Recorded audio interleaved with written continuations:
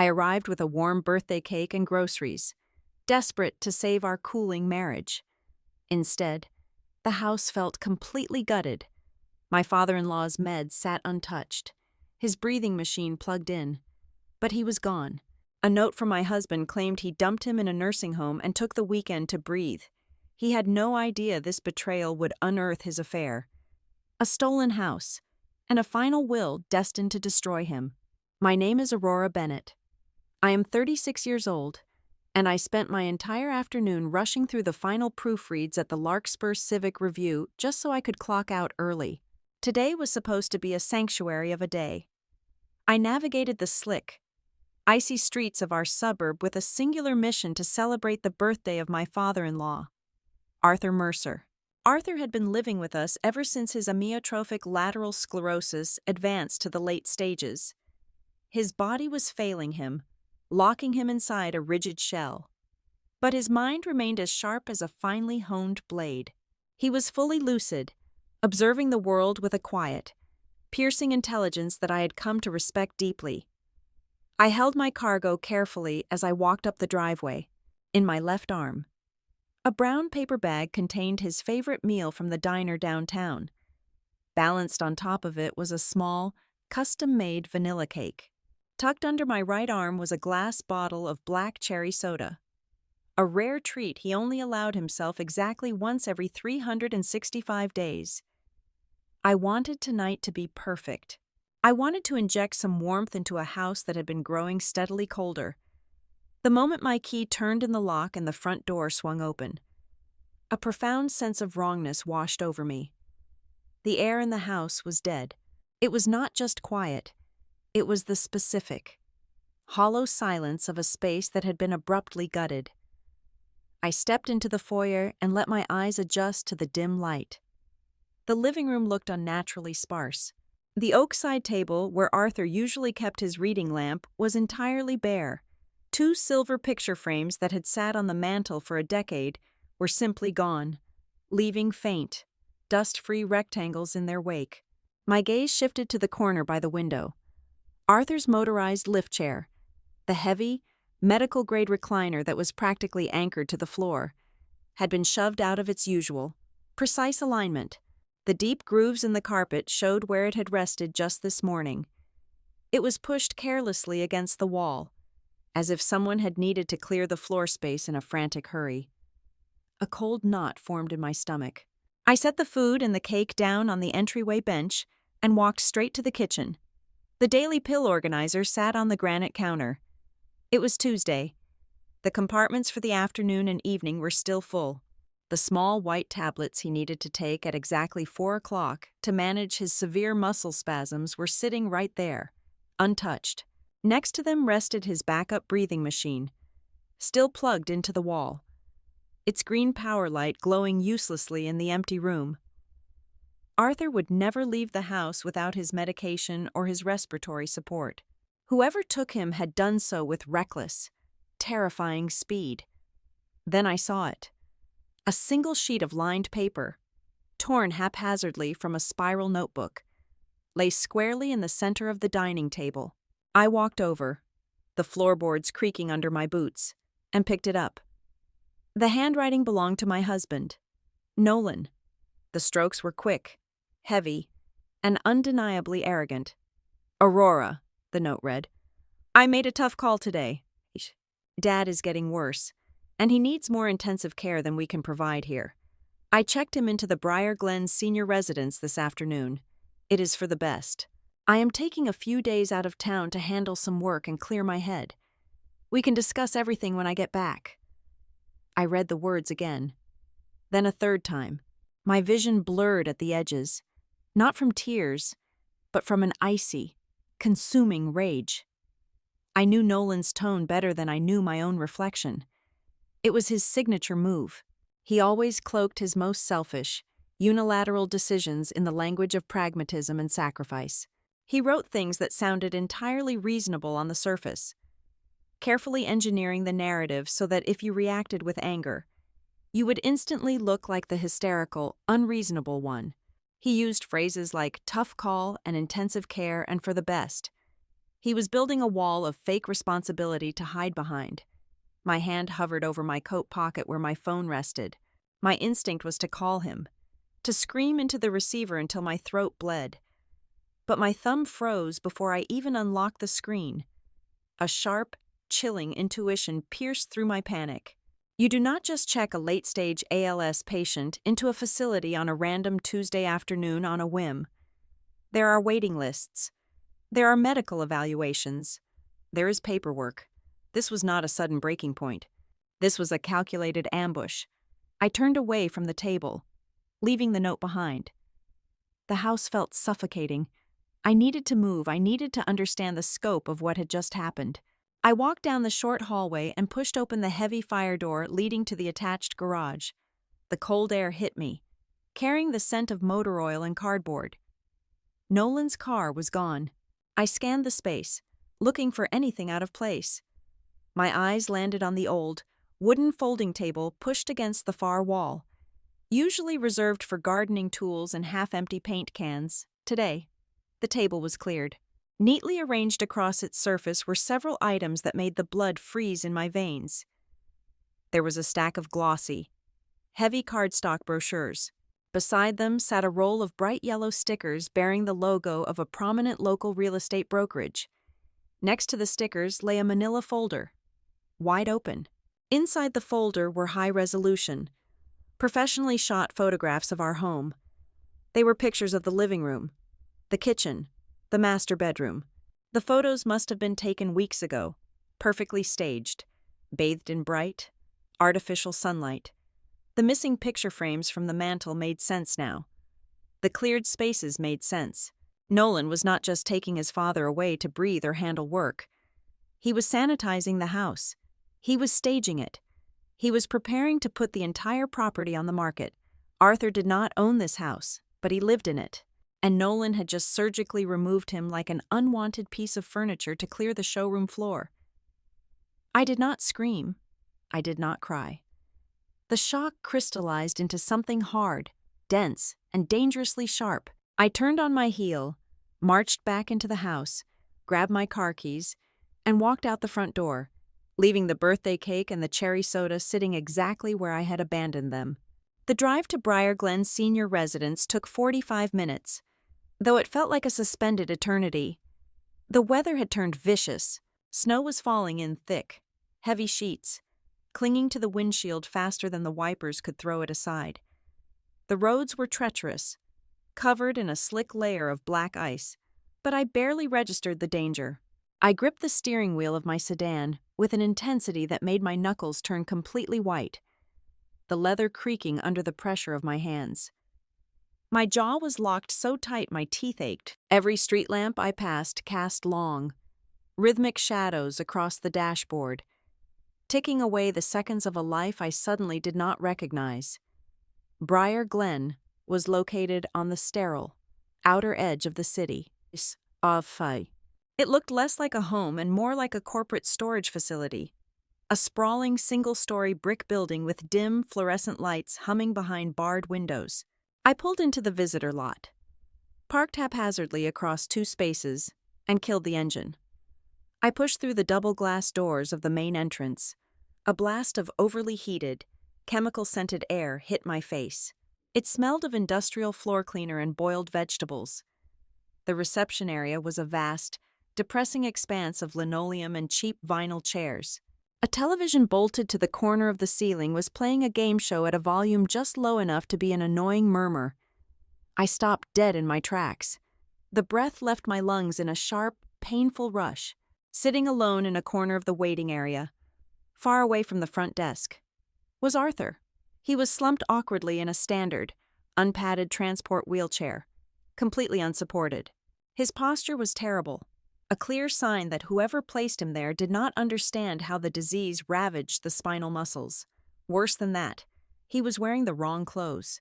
Instead of his thick, warm flannel, they had shoved him into a thin, scratchy hospital-issue gown over his undershirt.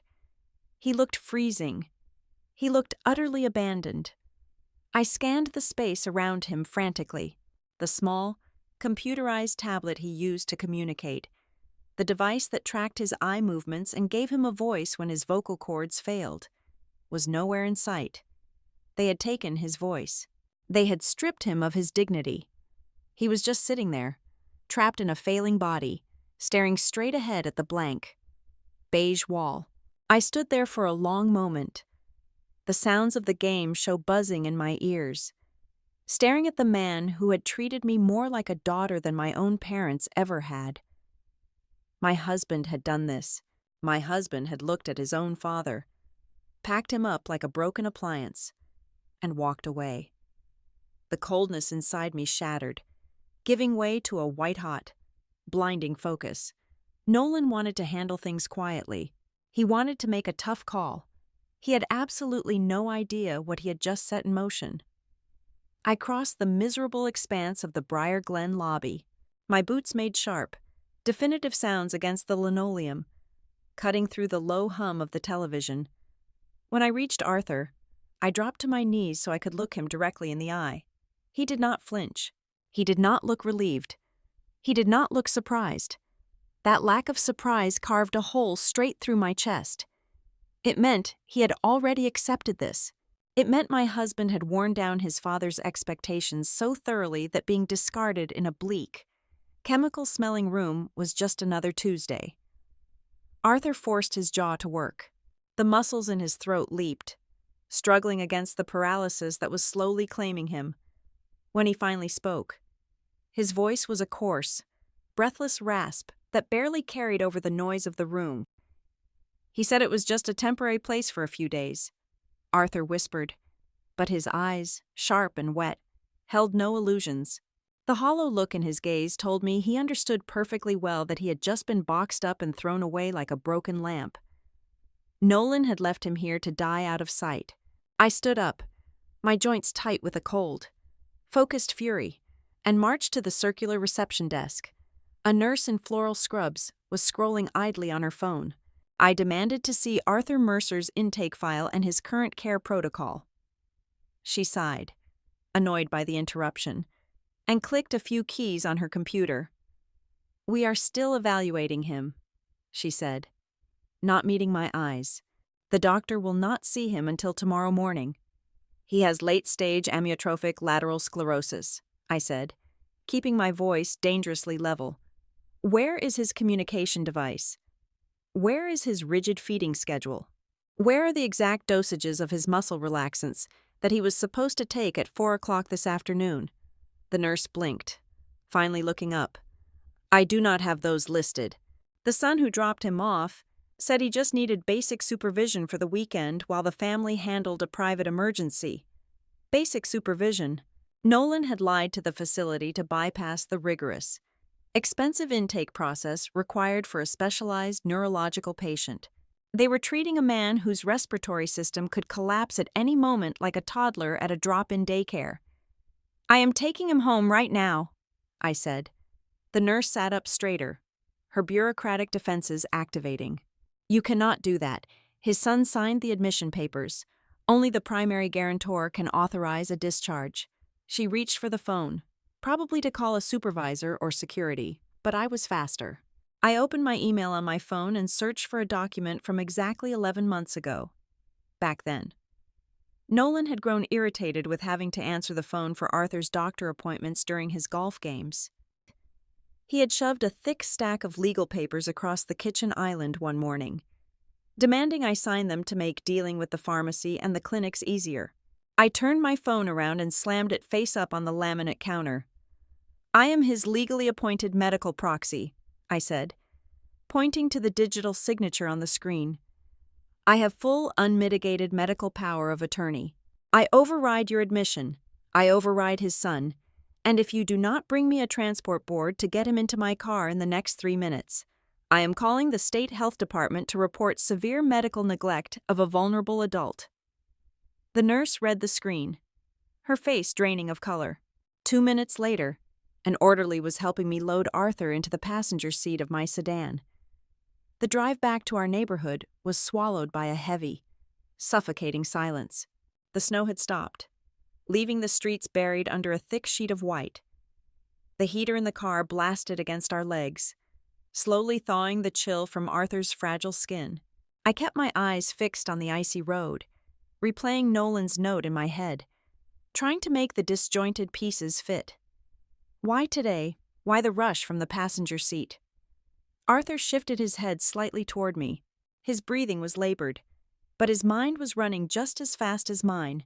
If you had come home a day later, he rasped, every syllable costing him immense effort. This house might not have been a home anymore. My hands tightened on the leather steering wheel. He knew. He had seen the real estate flyers in the garage, just like I had. As soon as I got him inside, settled into his proper recliner, and administered his delayed medication, I walked straight down the hall to Nolan's home office. I never went in there. It was his sanctuary of supposed startup brilliance. Tonight, I did not care about boundaries. I turned on the overhead light and went straight for the heavy oak desk. I pulled the drawers open one by one. The first two held nothing but expensive pens and useless promotional materials. But the bottom drawer, the one that usually required a key, was slightly ajar. Nolan had been in a hurry. I pulled it open. Stuffed aggressively toward the back were thick, formal envelopes bearing the logos of a major commercial bank. I ripped the first one open. It was a preliminary approval for a massive, short-term financial bridge loan. I scanned the dense paragraphs, my eyes catching on the collateral section. He was using the house, our house. Beneath the bank envelopes were 3 letters from the same real estate broker whose stickers I had found in the garage. The letters detailed an aggressive strategy to list the property as vacant. The puzzle snapped together with sickening clarity. Nolan was not just tired of being a caregiver. He was not just clearing the house to sell it eventually. He was executing a desperate, high-stakes financial maneuver to get the bridge loan, or to sell the house fast enough to cover whatever massive debt he was drowning in. He needed the property empty. He needed the appraisers and the buyers to walk through without seeing a dying man and his medical equipment occupying the dining room. Arthur was not just a burden. He was a liability obstructing a transaction. I took the papers and walked back to the living room. Arthur was watching me from his chair. The medication had eased the spasms in his neck, giving him a fraction more control. He saw the papers in my hand and gave a slow, deliberate blink. "My closet," he whispered. "Top shelf, behind the winter coats." I did exactly as he asked. I went to his ground floor bedroom, pushed aside the heavy wool coats he had not worn in 3 years, and found it hidden in the dark corner. It was a heavy, fireproof steel lockbox. I pulled it down. It weighed at least 15 pounds. I brought it out to the living room and placed it on the coffee table in front of him. Arthur wore a tiny key on a chain around his neck, hidden beneath his shirt. I unclasped it for him, inserted the key into the lock, and turned it. The heavy lid popped open with a solid metallic click. I looked inside, the air catching in my throat. Neatly organized inside the steel walls was a pristine, black USB drive. Beside it sat a worn, leather-bound, handwritten notebook. Beneath the notebook lay a thick stack of highly detailed financial statements, far more complex than anything Nolan had in his desk. And resting on top of it all was a crisp, white envelope. I picked it up. Written across the front in Arthur's own steady, commanding handwriting from before the disease took his hands, were 9 words. "Only open when Nolan takes me out of the house." I looked up at Arthur. His eyes were locked on mine, burning with a fierce, unwavering light. The war had already started, and my husband had no idea who he was fighting. I slid my thumb under the seal of the crisp white envelope and tore it open. The paper gave way with a sharp rip that sounded violently loud in the quiet living room. Inside was a handwritten letter, but Arthur shook his head slightly, directing my gaze to the black flash drive resting at the bottom of the steel box. I grabbed my laptop from the credenza, booted it up, and inserted the drive. The screen illuminated Arthur's tired face as a meticulously organized directory of folders appeared.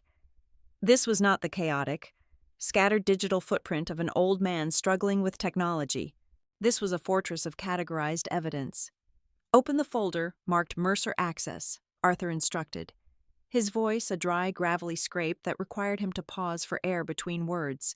Look at the sale agreement from 5 years ago. I double-clicked the document. For the entire duration of my marriage, Nolan had painted a very specific picture of his father's career. According to my husband, Arthur was a hard-working but ultimately simple man who ran a modest manufacturing shop, selling off the warehouse and the brand name when his health first began to decline. Nolan always spoke of the sale with a faint trace of condescension, implying the payout was just enough to cover a decent retirement and nothing more. The legal contract on my screen shattered that narrative instantly. Arthur had not just run a metal shop. He was the sole founder of Mercer Access Technologies, a highly specialized engineering firm that designed the integrated accessibility ramps and sensor systems used in municipal transit buses across 3 different state districts. When he sold the operational arm of the company 5 years ago, he did not hand over everything. He had retained the exclusive licensing rights to 12 separate patents governing safety sensor calibrations. Furthermore, he had negotiated a massive block of preferred stock in the acquiring conglomerate, guaranteeing him high yield, recurring quarterly dividends. Nolan always thought I just sold the heavy machinery and the logo, Arthur rasped, a bitter, humorless smile touching the corners of his mouth. He never bothered to understand intellectual property. He thinks wealth is only what you can touch or show off at a dinner party. I scrolled down to the asset distribution chart. The sheer scale of the passive income was staggering, but what caught my breath was the legal structure holding it all. Nothing was in Arthur's direct personal name. Everything, from the patent licenses to the investment portfolios, poured directly into an entity called the Stone Lake Family Trust. I opened the subfolder labeled Real Estate. There, staring back at me in stark black and white, was the deed to the property we were currently sitting in. The 4-bedroom suburban house that Nolan strutted around as if he were the lord of the manor did not belong to him. It belonged entirely to the Stone Lake Family Trust. Arthur was the sole controlling trustee. Nolan was, legally speaking, nothing more than a glorified guest living under his father's roof. His plan to use the house as collateral for a massive corporate bridge loan was not just desperate, it was mathematically and legally impossible. It was outright mortgage fraud. He does not own the house, I whispered, the realization hitting me like a physical blow. He cannot leverage it. The bank will figure that out the second they run a deep title search. Exactly, Arthur said, which is why he needed me gone. He needed me declared incompetent or put away so he could try to trigger the succession clause and take control of the trust before the bank underwriters looked too closely.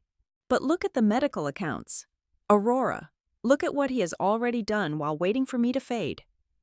I backed out of the real estate folder and opened a digitized ledger titled Care Fund. It was a dedicated checking account meant solely for Arthur's medical expenses, out-of-pocket treatments, and nursing care. Arthur had given Nolan secondary signatory access 2 years ago to handle the day-to-day writing of checks when his hands first began to fail. I matched the bank statements against the withdrawal logs. The numbers leaped off the screen, turning my blood to ice. Over the past 10 months, Nolan had drained exactly $68,000 from the care account. The memo lines on the checks were a masterclass in domestic fiction. One withdrawal for $15,000 was labeled as a down payment for a bathroom accessibility remodel. Another recurring charge claimed to be for specialized overnight nursing care. A third massive debit was marked as the purchase of a custom pneumatic mobility lift. I looked down the hallway toward the bathroom. The door frame was still the original narrow wood, completely unmodified. The tiles were the same slippery ceramic they had always been. I thought about the heavy cardboard boxes stacked in the damp corner of our basement. The ones Nolan claimed contained spare parts for his car. The pneumatic lift was down there, still sealed in factory plastic, never assembled. As for the overnight nurses, I remembered the endless string of text messages from Nolan claiming the agency had staffing shortages, forcing me to wake up 3 times a night to manually turn Arthur in his bed to prevent bed sores. Nolan had deliberately canceled the services right before they were supposed to start, pocketed the refunded cash, and let me shoulder the physical burden of his father's failing body so he could keep the ledger bleeding. Where did the money go? I asked, though a sickening suspicion was already taking root in my mind. Halcyon Grid, Arthur answered, naming Nolan's supposedly revolutionary green energy tech startup. His company is a ghost ship. They have no viable product, just fancy pitch decks and leased office space. He burned through his venture capital months ago. He has been using my lungs and my spine to keep his fake company afloat. The sheer depravity of it made my stomach pitch. My husband was bleeding his father's medical fund dry to maintain the illusion of being a successful tech founder. Arthur shifted his weight, wincing as a muscle spasm ripped through his shoulder. It gets worse, he breathed out, his eyes darkening with the memory. During my last 2 hospital admissions, when I was heavily medicated and struggling to breathe, he brought a notary to my room. He tried to slide a revised power of attorney past me. He told me it was just standard hospital bureaucracy. He wanted full, irrevocable control over the Stone Lake Trust. He stood over my hospital bed and told me that if I did not sign, my care would become too expensive to maintain. I felt a cold, metallic taste in my mouth. How did you stop him? I feigned confusion, Arthur said, his gaze hard and unyielding. I let the pen drop. I told the nurses I was too exhausted to read. I played the exact role he assigned to me. I played the dying, confused old man, because I knew the moment I signed that paper, I would cease to be his father and become an entirely disposable asset. I sat back on the sofa, the glow of the laptop casting harsh shadows across the room. The narrative had completely shifted. This was no longer a story about a failing marriage or a son who lacked the emotional bandwidth to care for his sick father. This was a calculated, predatory campaign of financial elder abuse, embezzlement, and systematic asset stripping. Nolan had weaponized my sense of duty, turning me into free, exhausted labor so he could siphon off tens of thousands of dollars undisturbed. I looked back down at the lockbox. Tucked neatly beside the leather notebook was a thick, ivory business card. It bore the name Evelyn Cross, attorney at law. I knew the name. She was a ruthless, brilliant estate lawyer who had represented Arthur's corporate interests decades ago. I picked up the card, the thick cardstock rough against my fingertips. I did not need to think about my next move. The time for emotional bargaining with my husband was dead and buried. Nolan wanted to play a high-stakes game of corporate theft inside our own home. He wanted to strip his father of his dignity and steal his future to fund a lie. I pulled my phone from my pocket and punched in the numbers on the card. It was late, but I did not care. I was going to burn Nolan's entire fabricated life to the ground. And I was going to do it with the exact precision he thought we were utterly incapable of holding. Evelyn Cross arrived at our front door at exactly 9 o'clock the following morning. She wore a tailored charcoal blazer and carried a heavy leather briefcase that looked older than my marriage. She was a woman of sharp angles and strictly rationed words, possessing an intimidating, professional stillness. I led her into the dining room, offering her a cup of coffee, which she declined with a brief shake of her head. She sat down at the table, opened her briefcase, and immediately began reviewing the contents of the steel lockbox and the digital files I had printed out before dawn. It took her less than 20 minutes to absorb the entire landscape of my husband's deception. She did not gasp in shock. She did not express unnecessary sympathy. She simply aligned the papers into perfectly straight stacks, her expression hardening into something fiercely calculating. "Your father-in-law saw this coming," Evelyn stated, her voice even and completely devoid of judgment. "Arthur came to my office 4 years ago to restructure his holdings into the trust. He did this specifically because he recognized a dangerous pattern in his son." She looked toward the living room, where Arthur was resting quietly in his medical chair. Nolan has a long, documented history of embellishing his business successes, quietly accruing massive personal debts, and treating the family wealth as his own default right. Evelyn continued, Arthur knew that if he ever lost the physical ability to manage his own accounts, Nolan would bleed the estate dry to fund his various corporate illusions. I nodded, pulling my own heavy binder across the oak table. I had not slept a single minute the night before. Instead, I had relied on the meticulous, systematic skills I used every single day as an editor at the Larkspur Civic Review. I took the chaotic, scattered mess of bank statements, canceled checks, and obscure financial documents, and I forced them into a rigid, chronological structure. I had opened a massive spreadsheet on my laptop and built a master timeline, charting every single event down to the exact day, hour, and dollar amount. I mapped the anomalies, I told Evelyn, sliding the first printed chart toward her. Nolan claimed the overnight nursing agency had severe staffing shortages, which is why they never showed up. But I pulled the mobile phone records from our shared family data plan. The cancellation calls were not incoming from the agency. They were outgoing. They were made directly from Nolan's personal cell phone. He called them, canceled the shifts hours before they were supposed to start, and then pocketed the refunded cash. I pointed my pen to another column on the paper. Furthermore, these invoices for the specialized home care services and the uninstalled mobility lift are completely fraudulent, I explained. I checked the digital properties of the electronic receipts he submitted to the care fund for reimbursement. The metadata clearly shows the documents were generated directly on Nolan's laptop, using a basic graphic design program. Right here in this very house, he authorized the electronic confirmations from his own Internet Protocol address. Evelyn picked up my spreadsheet, her eyes scanning the perfectly aligned columns. A faint, approving nod was her only tell. "You have done half my paralegal's work for her," she said smoothly. "This is a clean, linear narrative of fraud, but we must lock down this perimeter on two distinct legal fronts simultaneously if we are going to trap him." She placed her hands flat on the table, leaning forward slightly. "First, we must establish, beyond any shadow of a legal doubt, Arthur's current legal and mental capacity. Nolan's entire bridge loan scheme and his attempt to take over the trust rely entirely on the presumption that Arthur is cognitively compromised. We have to kill that narrative before Nolan can officially file for medical conservatorship. Second, we must formally document the financial exploitation of an elder. We are not just defending the estate anymore. We are preparing a criminal referral." We moved into the living room to begin the first phase. Arthur was awake, his breathing shallow but remarkably steady. Evelyn explained the legal protocol, and Arthur agreed immediately. We were going to record a sworn, unedited video statement, updating his medical directives and his amended will while he was entirely lucid.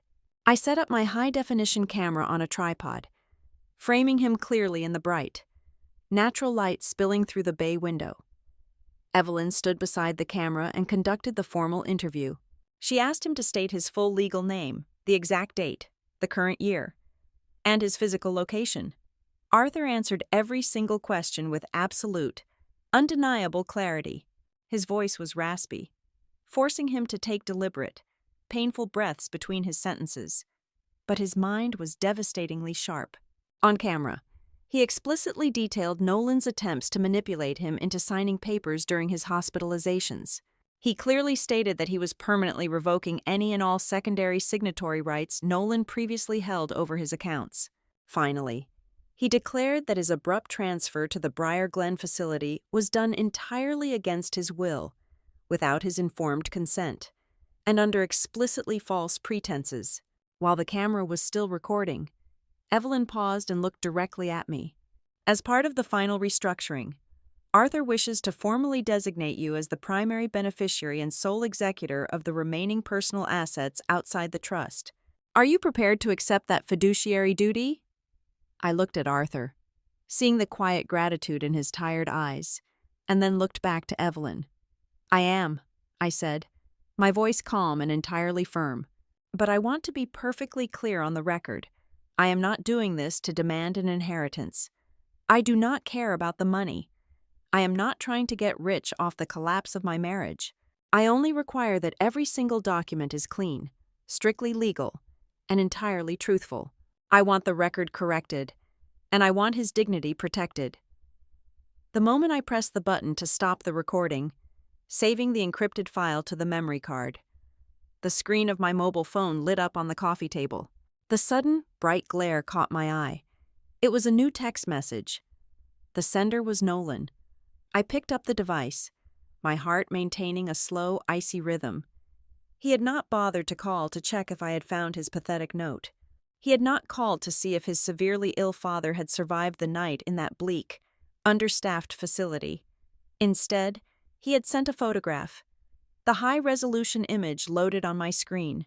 It was a picture taken from the perspective of someone lounging in a deep leather armchair. In the foreground, a tall, elegant glass of expensive red wine sat on a rustic wooden table. In the background, a massive stone fireplace roared with bright orange flames, illuminating the edge of a luxurious, snow-covered balcony at a high-end mountain resort. Beneath the photograph was a single, chilling line of text. "Please do not make this bigger than it is." I stared at the image, the glow of the screen reflecting in my eyes. The cold, methodical precision I had maintained all morning finally crystallized into absolute, unbreakable resolve. He was not handling a private work emergency. He was not overwhelmed by the stress of being a caregiver. He was not taking a few days away to breathe and gather his thoughts. My husband was sitting beside a roaring fire, drinking wine, and enjoying a luxury ski vacation. He had purchased his free time and his peace of mind by abandoning his own disabled father to die in a concrete room. He thought he had outsmarted us all. He thought his carefully constructed reality was untouchable. I locked the screen of my phone, slid it into my pocket, and turned back to Evelyn Cross. I looked at the lawyer and told her to draft the emergency restraining order against his access to the trust accounts immediately. My phone vibrated against the kitchen counter just past noon. The caller identification displayed the name of Nolan's younger sister, Elise Mercer. I let it ring 3 times before picking it up, preparing myself for whatever fabricated reality Nolan had already deployed to his side of the family. "Aurora," Elise began, her voice tight and hesitant. "I just got off the phone with Nolan. He told me about the decision you two made yesterday. I know this must be incredibly hard for you." I leaned against the cool granite, saying nothing. The silence prompted her to fill the space, just as her brother always did. "He said Dad was declining rapidly over the last 48 hours. Elise continued, her tone laced with a practiced, delicate sympathy that made my skin crawl. "He told me you were completely overwhelmed, that the physical toll was just too much for you to handle alone anymore. I understand. Aurora, truly."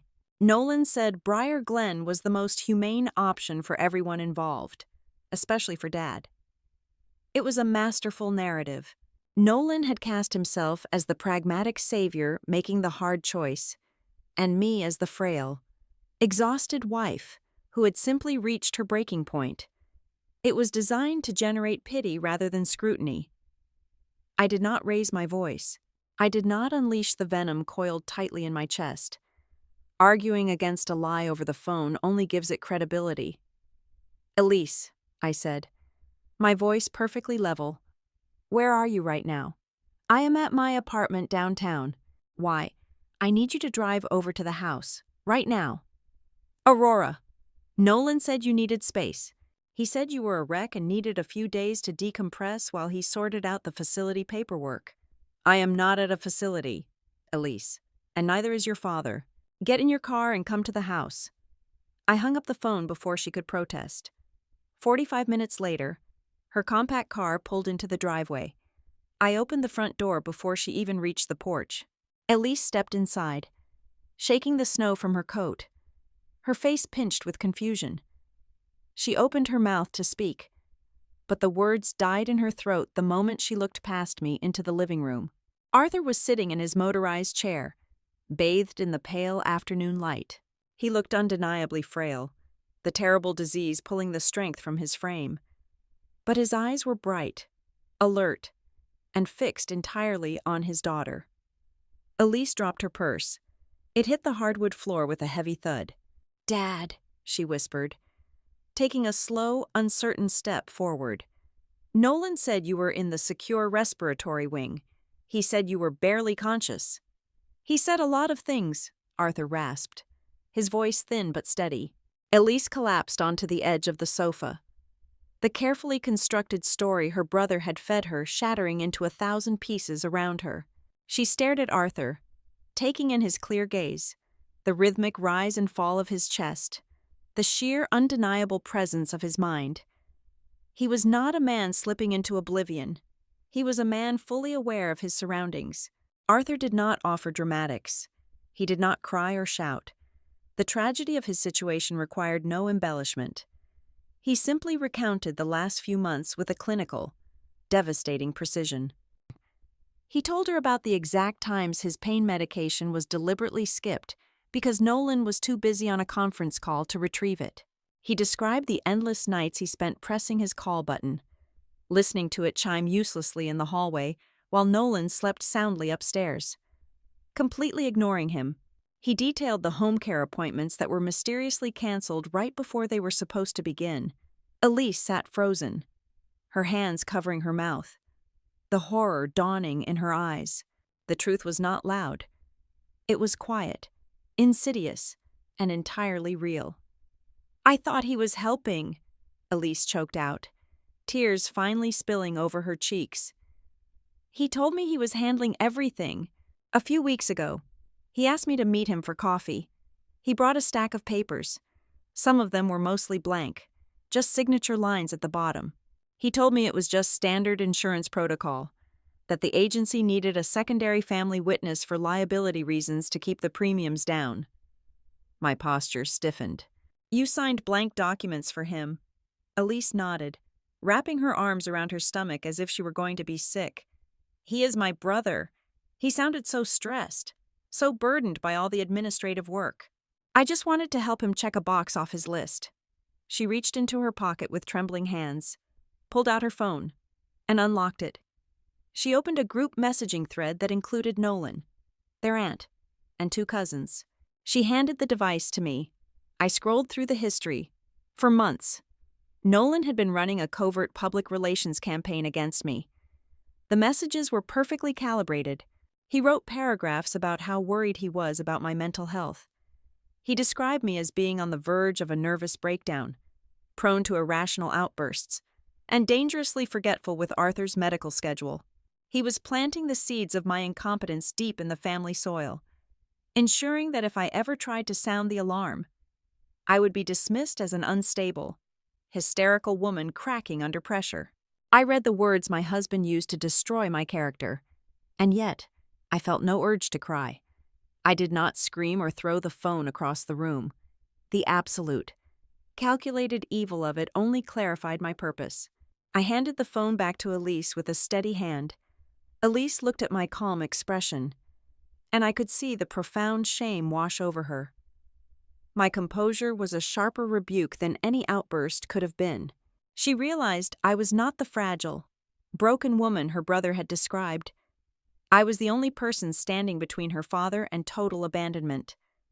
"I am so sorry, Aurora," she whispered, her voice breaking.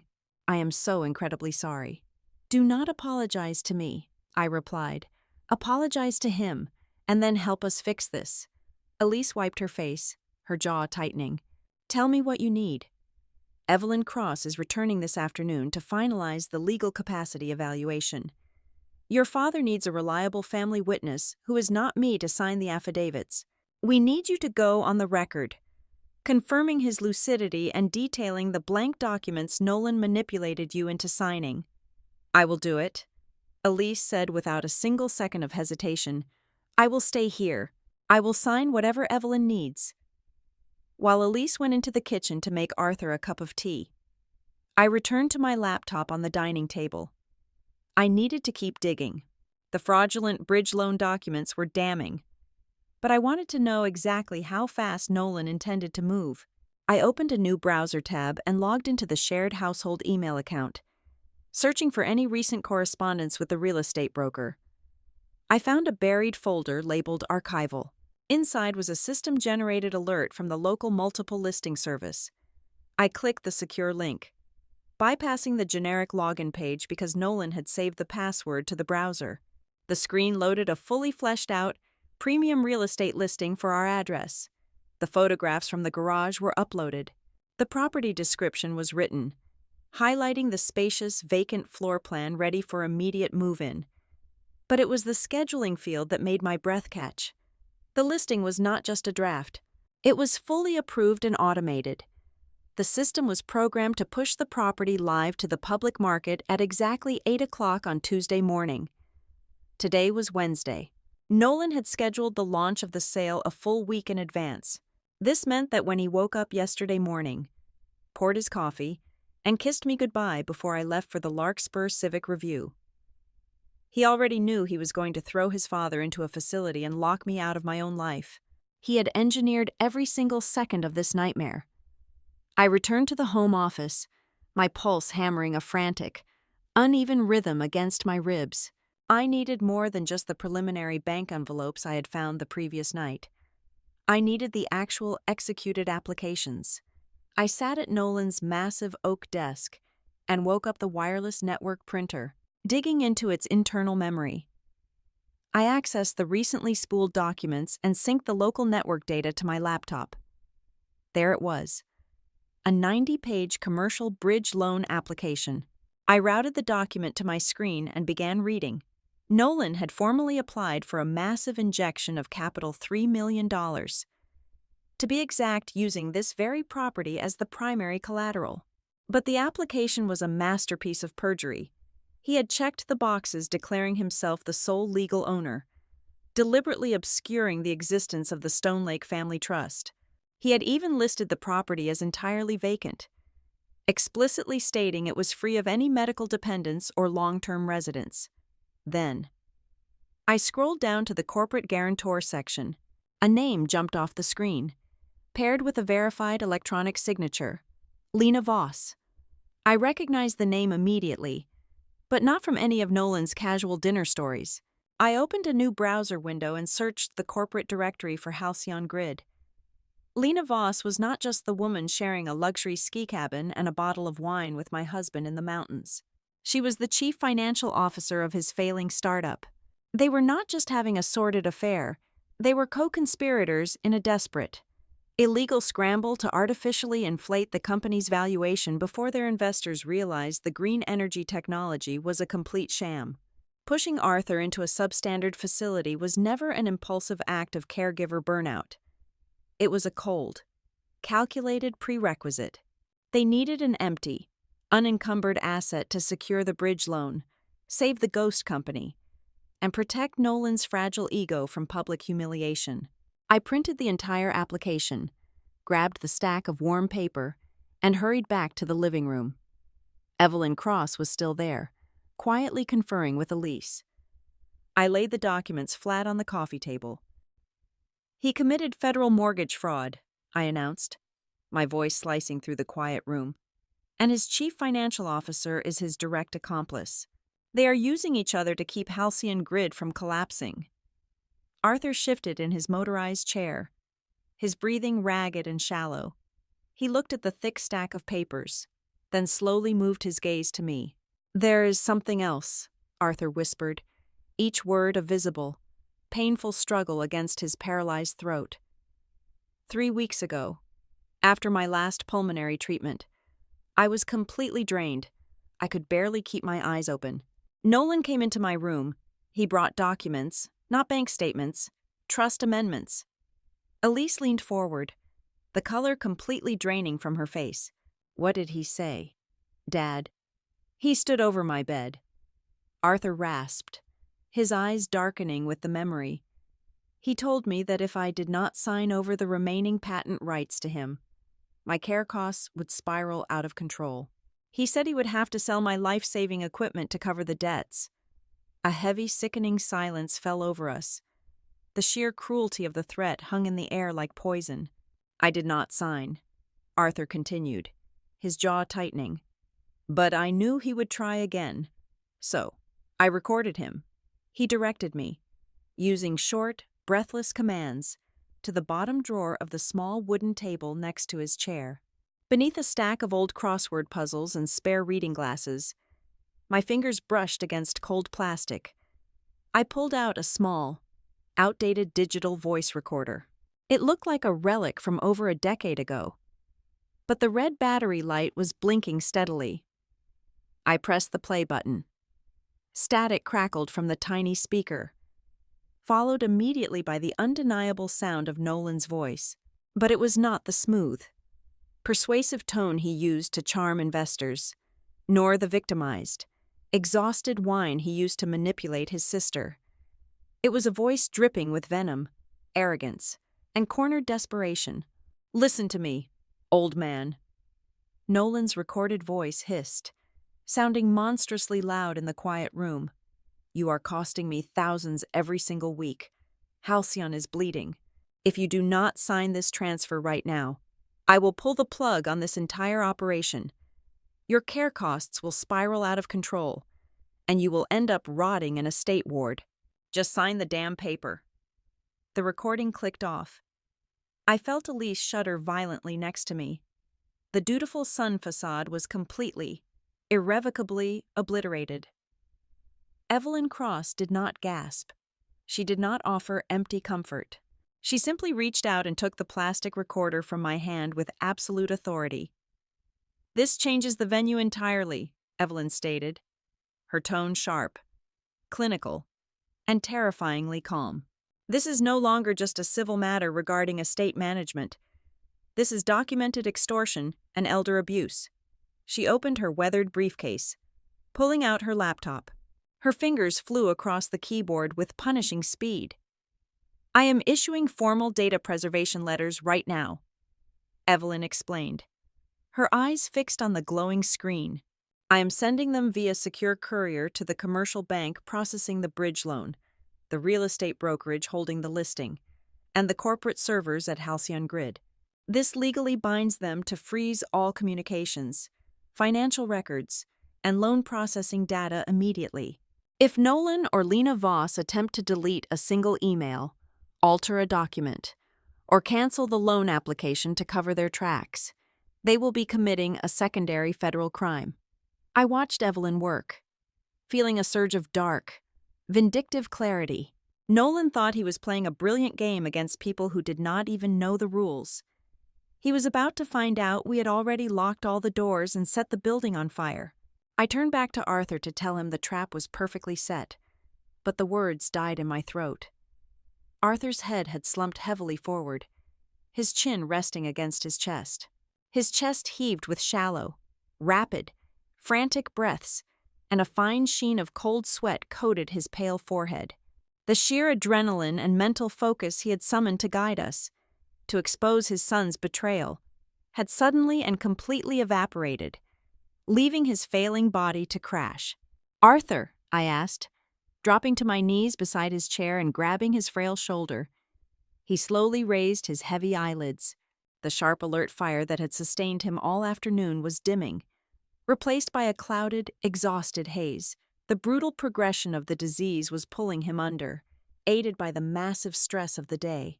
"Aurora," he breathed out, his voice so faint and broken I had to lean my ear inches from his mouth to hear him.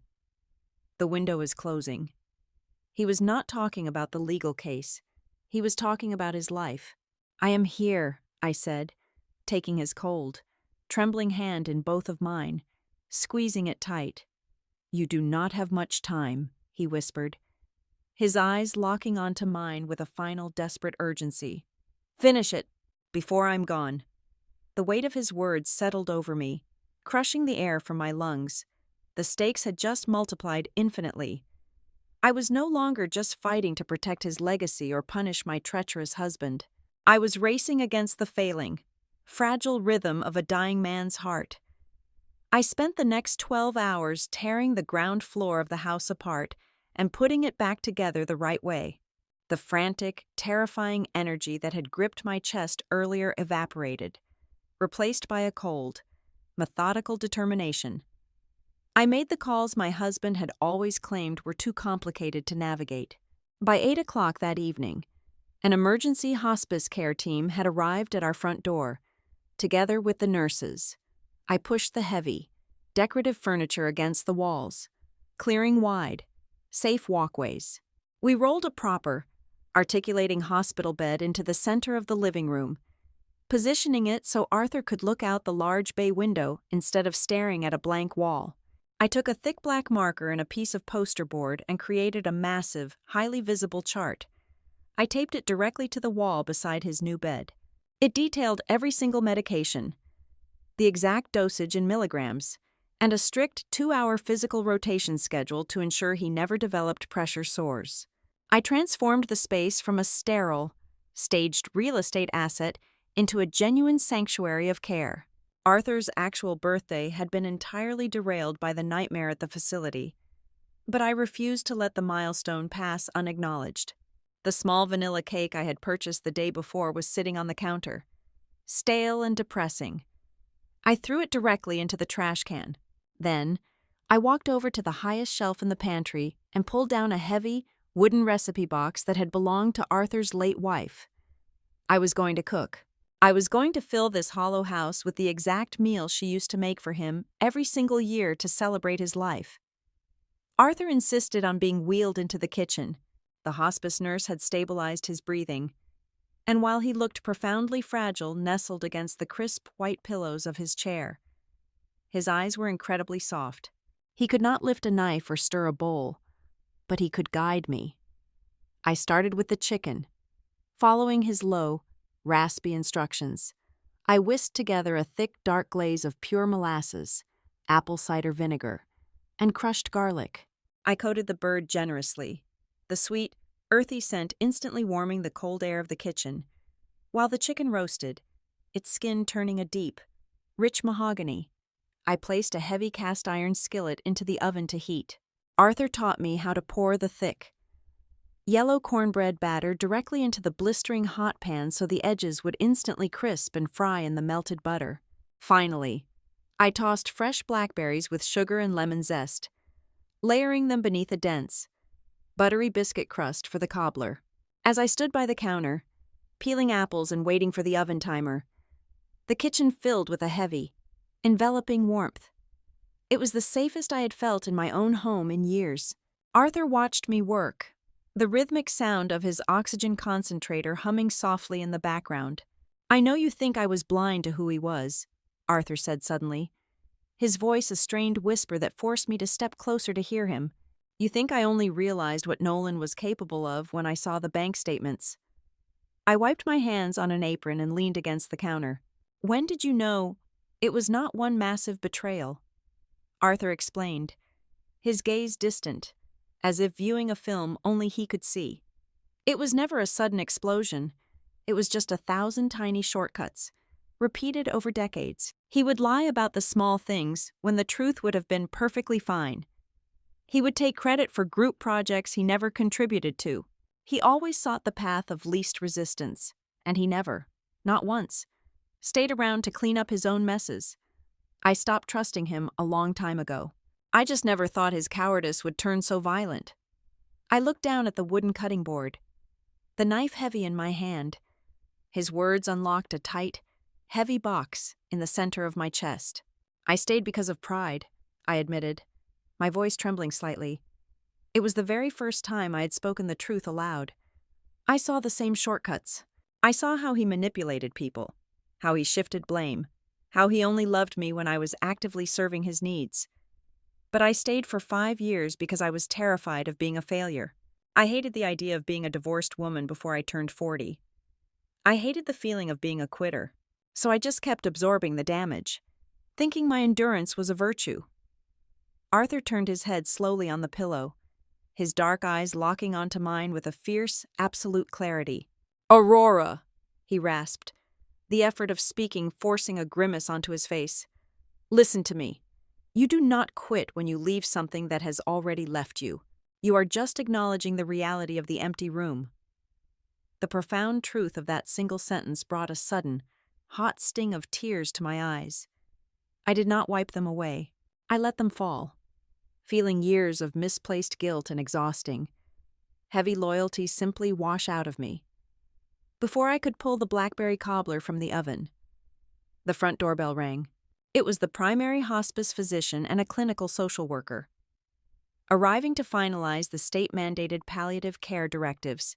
Because Nolan had attempted to weaponize Arthur's medical state, we needed an impenetrable, independent medical record. We gathered in the living room, the smell of roasted chicken and sweet berries drifting through the air. The doctor set up his tablet, and right there, bathed in the warm, yellow light of the floor lamps, they recorded the official medical competency video. The social worker asked Arthur a series of complex, targeted questions about his care, his location, and his legal desires. Arthur answered every question flawlessly. He formally confirmed, on a secure medical record, that he was entirely lucid, that he was acting voluntarily without coercion, and that he fully understood the medical and legal decisions he was finalizing. It was the final, unbreakable lock on the door Nolan was trying to kick down. When they finished and packed away their equipment, the doctor placed a gentle hand on my shoulder, thanking me for advocating so fiercely for my father-in-law. After they left, I plated the food. I brought a small, carefully pureed portion of the sweet potatoes and a tiny taste of the molasses sauce to Arthur, feeding him slowly and carefully. The paradox of the evening was breathtaking. The kitchen was glowing. The air was thick with the smell of butter and sugar. We were sharing quiet, meaningful conversation and genuine laughter over a ruined birthday. The absolute kindest, most deeply human hours I had ever experienced inside this house were happening right now, on the exact day my marriage was officially, unequivocally dead. Just as I took my first bite of the warm, buttery cornbread, the screen of my mobile phone lit up on the kitchen island. The device began to vibrate violently against the granite countertop.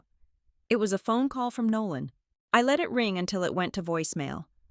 10 seconds later, it rang again. Then a text message flashed across the screen, followed instantly by another, and then a third. I picked up the phone and looked at the notifications. There were 14 missed calls and 6 frantic text messages, all delivered within the span of 3 minutes. I did not feel a single drop of panic. My pulse did not race. My hands did not shake. As I stood in the warm kitchen, watching the missed call counter climb higher and higher, I only felt a profound, untouchable calm. Nolan had finally received the data preservation letters from the legal team in the bank. He had finally checked the real estate portal. I set the phone face down on the counter, turned my back on it, and picked up my fork. My husband was no longer in control. He was miles away in the snow, and he was finally, truly beginning to panic. The adrenaline of our legal maneuvering and the profound warmth of our makeshift dinner faded into the quiet, absolute reality of the night. Once the legal fortress was entirely locked down and the medical directives were signed, it was as if Arthur's body finally understood that his ultimate task was complete. He had held on just long enough to secure his legacy and protect me from the fallout. With that burden lifted, his physical decline accelerated with a silent, terrifying speed. I sat in the heavy armchair next to his new hospital bed, reading a book under the dim glow of a single floor lamp. The house was completely still, save for the rhythmic, mechanical hum of the oxygen concentrator pushing air through the plastic tubing. Around midnight, that rhythm changed. It was no longer the steady, forced intake of air. It became a shallow, wet catch in his chest, a desperate, rattling unevenness that made my own breath freeze in my throat. I did not panic. The time for panic had passed days ago.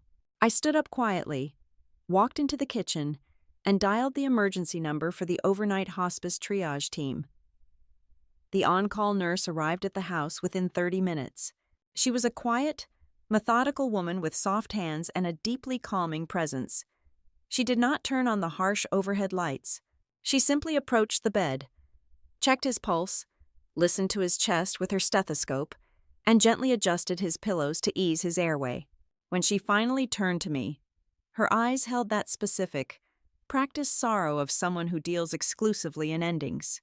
"His systems are shutting down," she whispered softly, stepping away from the bed so her voice would not disturb him.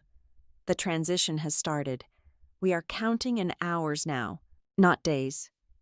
I stood in the shadowed hallway, looking down at the glowing screen of my mobile phone. It displayed 22 missed calls and over a dozen text messages from my husband. The ingrained societal rule of family obligation, the standard script of how these tragedies are supposed to play out, screamed at me to call Nolan immediately. I was supposed to tell him that his father was actively dying so he could rush back from his luxury ski cabin. But I looked back into the living room. Arthur was resting in absolute peace. He was surrounded by quiet dignity, entirely free from the frantic, selfish, and performative energy that Nolan brought into every room he entered. Arthur had told me explicitly that he did not want his final moments polluted by chaos and fake tears. He knew his son better than anyone. I locked the screen of my phone and slid it deep into my pocket. I chose to protect his peace over his son's ego. Instead, I sent a single text message to Elise. She lived 40 minutes away, but she pulled her car into the icy driveway in less than half an hour. She walked through the front door, her face completely pale, her winter coat thrown hastily over her flannel pajamas. She bypassed me completely, dropping her keys on the console table, and went straight to her father's side. Elise pulled a chair close to the edge of the mattress and took his frail, cooling hand in both of hers. "Dad," she choked out, her voice cracking as tears fell freely onto the white cotton blanket. "I am here. I am so sorry it took me this long to see the truth. I am so sorry I let him lie to me. Please forgive me." Arthur's heavy eyelids fluttered. The desperate sound of his daughter's voice pulled him back to the surface for one final, lucid moment. He squeezed her hand, a microscopic, trembling movement, but it was enough. It granted her the absolute forgiveness she so desperately needed. Then, his dark eyes shifted across the bed to me. I leaned in close, hovering right above him so he would not have to strain his failing voice. "The original patent transfers." Arthur breathed out, his voice nothing more than a faint, dry scrape of air against his throat. "I never gave the hard copies to Evelyn. They are in the hollow space behind the baseboard in the downstairs closet. You need the physical documents to lock the trust."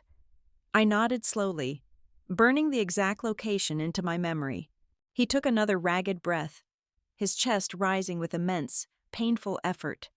"The dividends," he whispered, his eyes pleading with me to understand the weight of his words. "Do not let the money sit in a bank. There are old people in those terrible places who have absolutely no one to fight for them. Build something for them. Real care. Promise me." "I promise," I said, my voice thick with emotion but completely steady.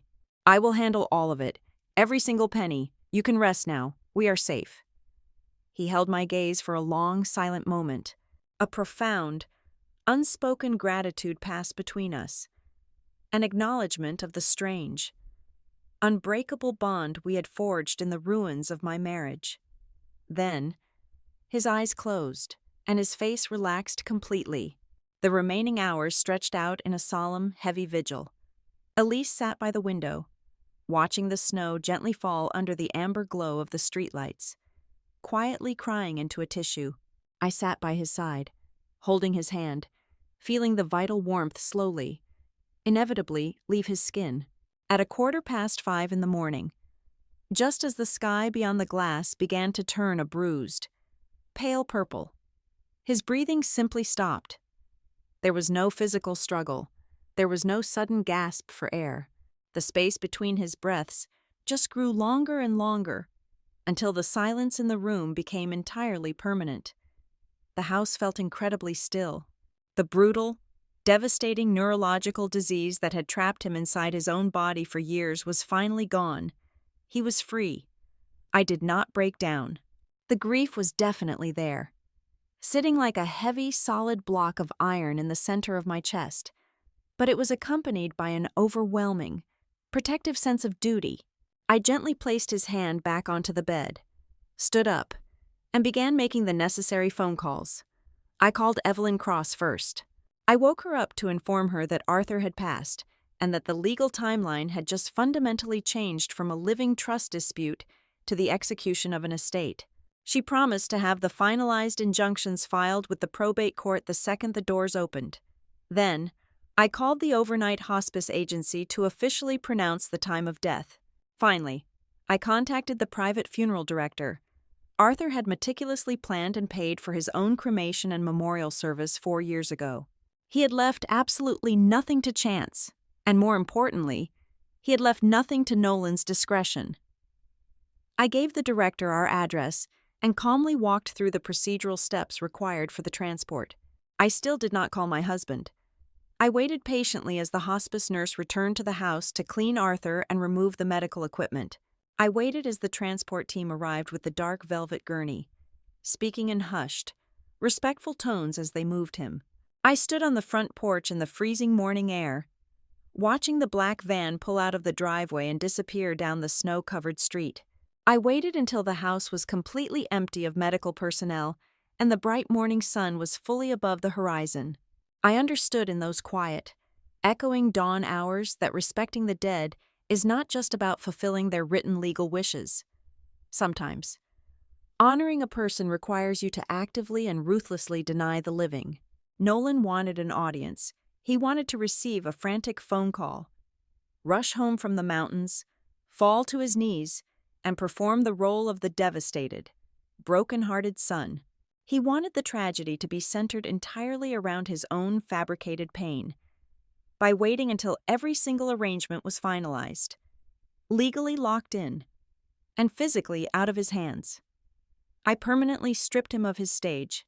I made absolutely sure that when he finally walked through the front door, he would not be a grieving son directing a family crisis. He would just be a trespasser walking into a finished story. The front door swung open heavily at exactly 3 o'clock on Thursday afternoon. Nolan stepped into the foyer, bringing a gust of freezing wind and the sharp scent of pine with him. He dropped a designer leather duffel bag onto the hardwood floor with an exhausted thud. He was wearing his expensive wool coat, and he had carefully arranged his features into a mask of bone-deep fatigue. He wanted to look like a man who had rushed back from a grueling business trip, burdened by the heavy weight of the world. But I could see the frantic, vibrating energy tight in his jaw and the erratic darting of his eyes. He was not exhausted. He was terrified.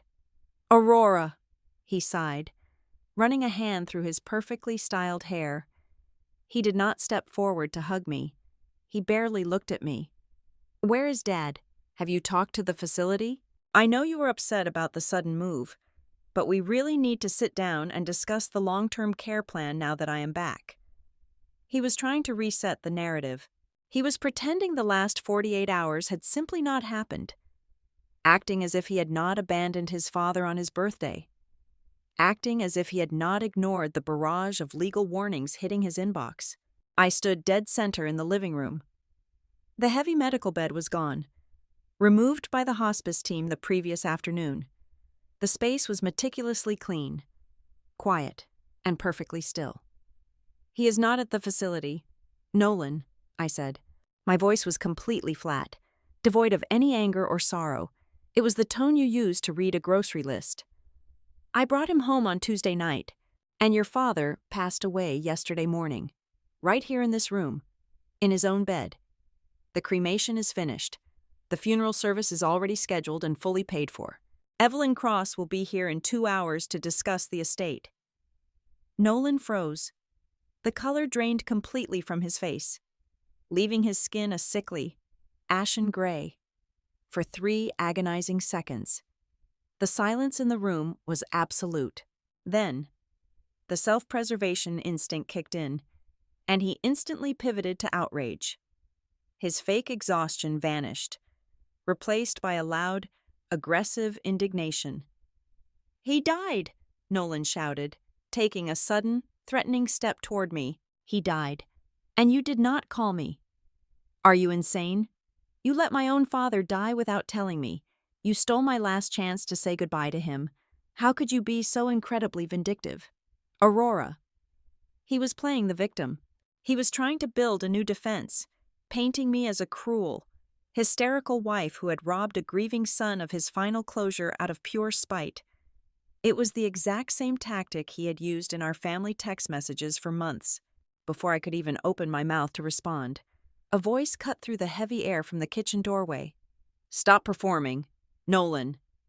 Nolan whipped his head around. Elise stood in the archway, her arms crossed tightly over her chest. Her eyes were red-rimmed and swollen from a day and a half of weeping, but her posture was entirely unyielding. "Elise!" Nolan stammered, his aggressive momentum hitting a brick wall. "What are you doing here?" "I was sitting right next to him when he took his last breath," Elise said, stepping slowly into the living room. Her voice was trembling with a potent mixture of grief and absolute disgust. "I sat with him through the night. I held his hand. I saw exactly how he was living, and I know exactly what you tried to do to him. Aurora did not steal anything from you. You forfeited your right to be here the second you dumped him in that concrete room and drove to a ski lodge with your mistress." Nolan actually staggered backward, his shoulders hitting the wall. The inclusion of the ski lodge and the mistress completely dismantled his defensive perimeter. He opened his mouth, desperately searching for a lie, an excuse, a way to spin the narrative back in his favor, but the walls were closing in entirely too fast. He pulled his phone from his pocket, his hands shaking so violently he nearly dropped it. "You do not understand," he muttered, staring at the screen. "You have no idea what you have done.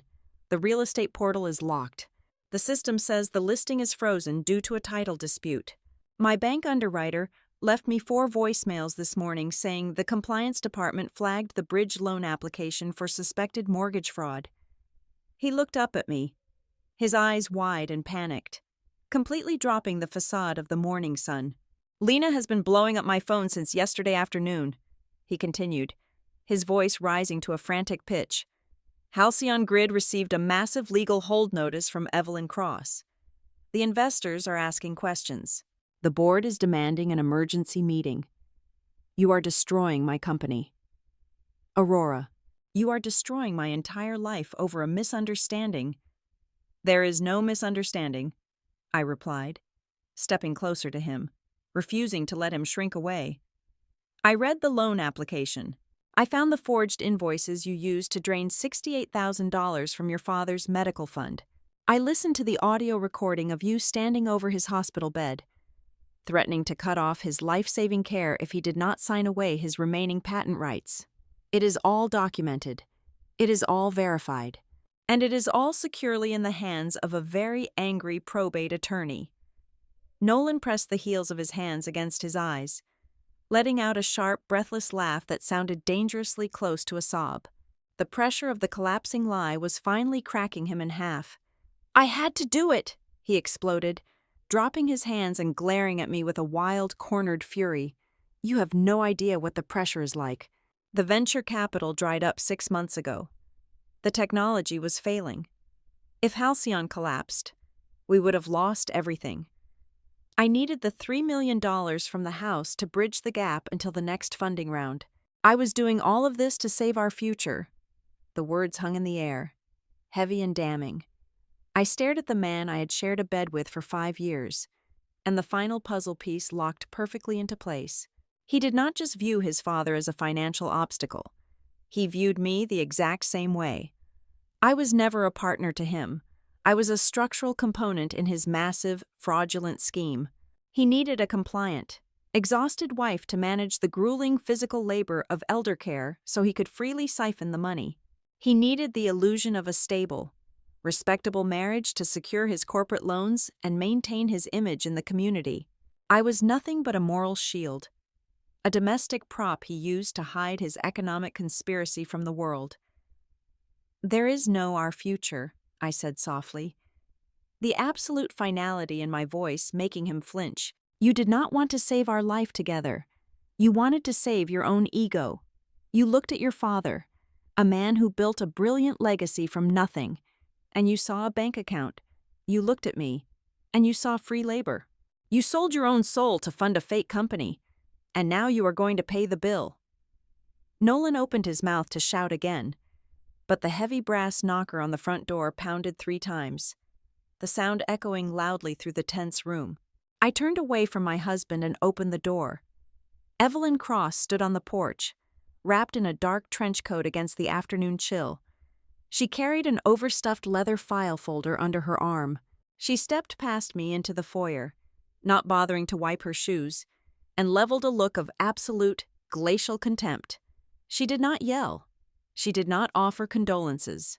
She simply looked at the trembling, panicked man backed against the wall, adjusted her glasses, and spoke with terrifying brevity. "We will handle this after the funeral," Evelyn said, her tone leaving absolutely zero room for negotiation. Exactly as Arthur wanted. The memorial service took place on a damp, gray Tuesday morning.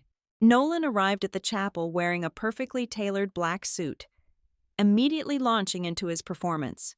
He stood by the entrance, shaking hands, accepting condolences with a practiced, tragic dip of his head, and dabbing his eyes with a folded white handkerchief. He desperately wanted the narrative to center entirely around the devastating loss of his personal hero, but the audience was not buying the script. The sanctuary was filled with Arthur's former employees, old neighborhood friends, and the medical staff who had visited our home. They offered Nolan polite, clipped nods, but they saved their genuine warmth, their long embraces, and their tearful memories for me. They had seen who picked up the heavy prescriptions at 6 o'clock in the morning. They knew who sat on the porch with Arthur during the long, breathless summer afternoons. Nolan's performance fell on a silent, knowing crowd. Immediately following the burial, the core family members were instructed to gather at the downtown legal offices of Evelyn Cross. The conference room was an intimidating expanse of dark mahogany and floor-to-ceiling glass overlooking the city skyline. Elise and I sat on one side of the massive table. Nolan sat directly across from us.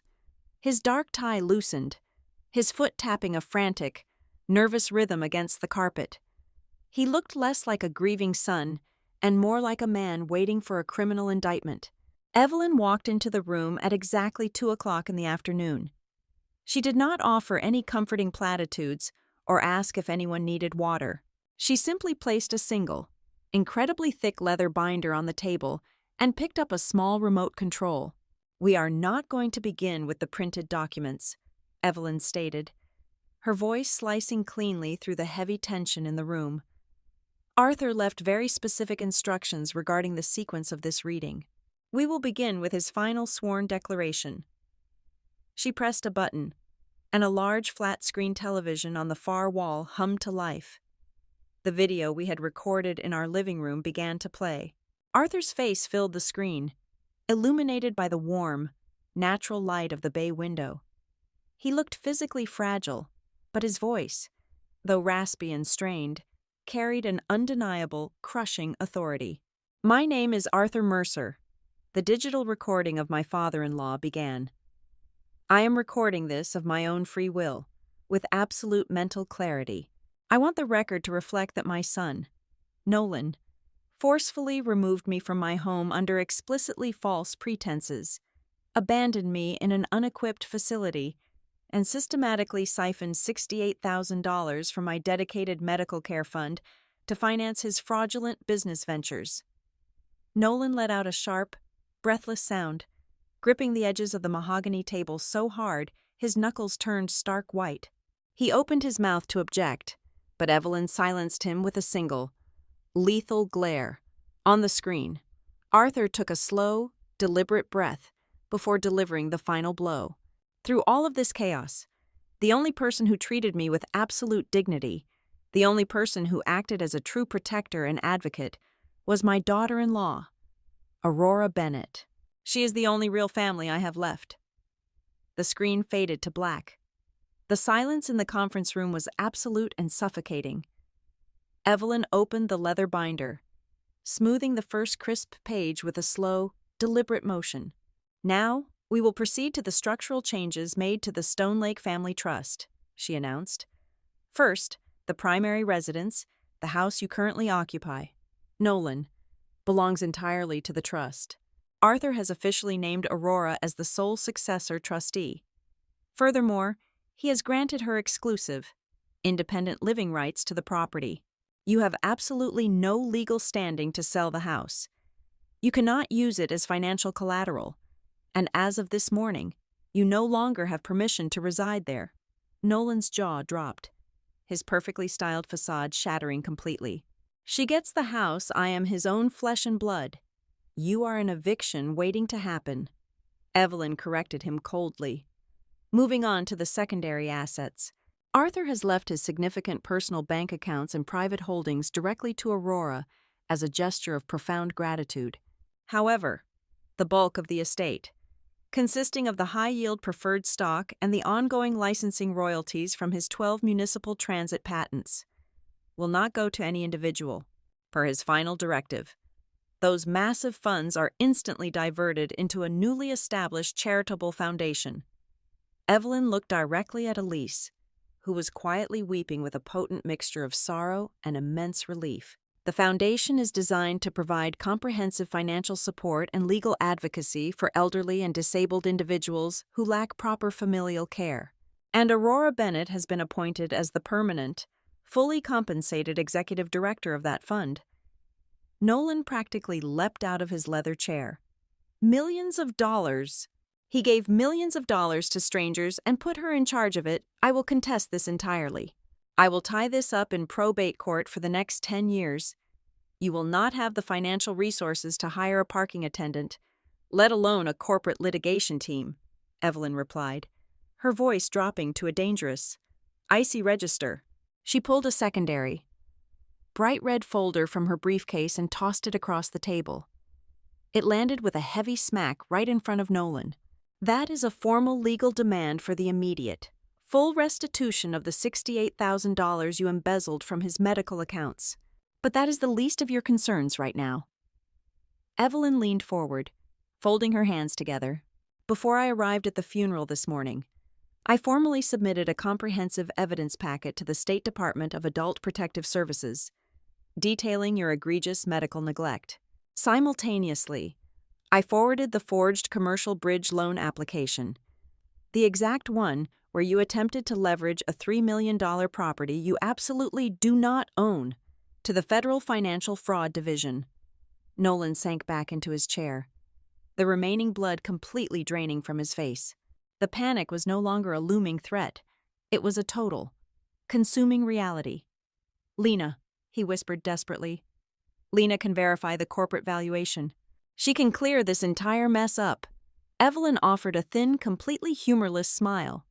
"Lena Voss sent my office an urgent, certified email at 6 o'clock yesterday evening, the moment she realized you had lied to her regarding the legal ownership of the trust property.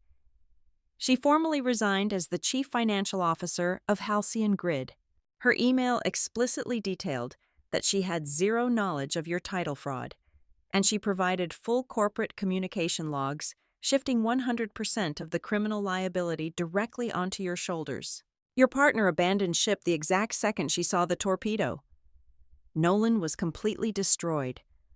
The business, the money, the house, the reputation, the mistress, every single pillar of his fabricated life had been systematically pulverized into dust. He looked across the table at me, his eyes wide, pathetic, and begging for a lifeline. He opened his mouth, preparing to deploy whatever desperate, emotional apology he thought might save him. I did not let him speak. I reached into my black purse, pulled out a thick manila envelope, and slid it across the smooth mahogany surface until it bumped against his hands. "Those are the divorce papers," I said, my voice completely steady, devoid of any anger, sadness, or hesitation.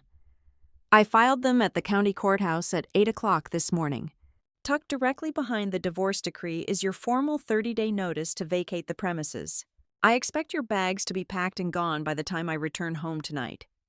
He stared at the envelope as if it were a venomous snake. There was no room left for negotiation. There was no emotional leverage he could pull. We had completely bypassed the realm of hurt feelings and stepped permanently into the cold, hard territory of consequences. The final scene of this nightmare did not involve screaming matches, shattered plates, or dramatic tears. It happened hours later, in the absolute, serene quiet of my own kitchen. The house was empty. Nolan had come and gone, taking his expensive luggage and his ruined ego with him. I stood by the granite counter, listening to the soft, rhythmic ticking of the wall clock. I reached into my pocket and pulled out the small, sealed envelope Arthur had instructed me to find in the lockbox. I carefully slid my finger under the flap and opened it. Inside was a single piece of heavy stationery, bearing his neat, deliberate handwriting. It was not a legal document or a list of strict instructions. It was simply a letter to me. He thanked me for the warm soup, for the endless patience, and for the birthday cobbler. But it was the very last line, written with a heavier press of the pen. That made my breath catch in my throat. The one who stays when staying is the hardest thing that is family. I carefully folded the letter and placed it back into the envelope. I looked around the quiet kitchen, into the living room, and down the hallway. For the first time in 5 years, the walls did not feel like a cage. The house was no longer a monument to a dead marriage or a staging ground for a fraud. It was a clean slate, a sturdy foundation fully paid for by truth, built entirely on the grace that kindness had ultimately saved for me. Thank you so much for listening to this story today. And please leave a comment down below telling me where you are listening from so we can connect and share our thoughts together. Do not forget to subscribe to the Olivia Revenge Stories channel, like the video, and support me even more by hitting the hype button so that the story in this video can be heard by many more people.